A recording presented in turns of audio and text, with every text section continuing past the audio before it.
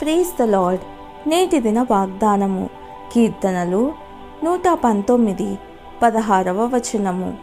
నీ కట్టడలను బట్టి నేను హర్షించెదను, నీ వాక్యమును నేను మరువకయుందును. మన జీవితాల్లో దేవుడు ఎన్నో మంచి కార్యాలు చేశాడు. వాటన్నిటినీ ఒక డైరీలో నువ్వెందుకు వ్రాయకూడదు? ఒక్కొక్కటిగా ఆశీర్వాదాలన్నీ లెక్కిస్తూ తండ్రిని స్తుతించు. అప్పుడు దేవుడు నిన్ను ఆశీర్వదించడానికి ఆనందిస్తాడు.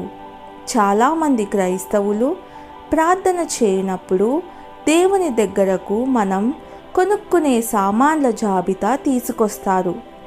మన వైఖరి మారాలి.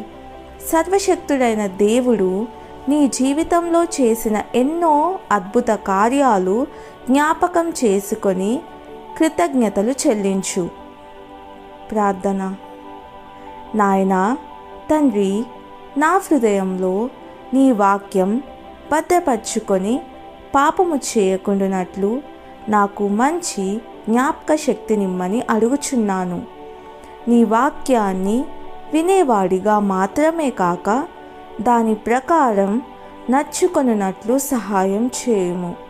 యేసు ప్రభుని నామంలో ప్రార్థిస్తున్నాను తండ్రి. ఆమెన్.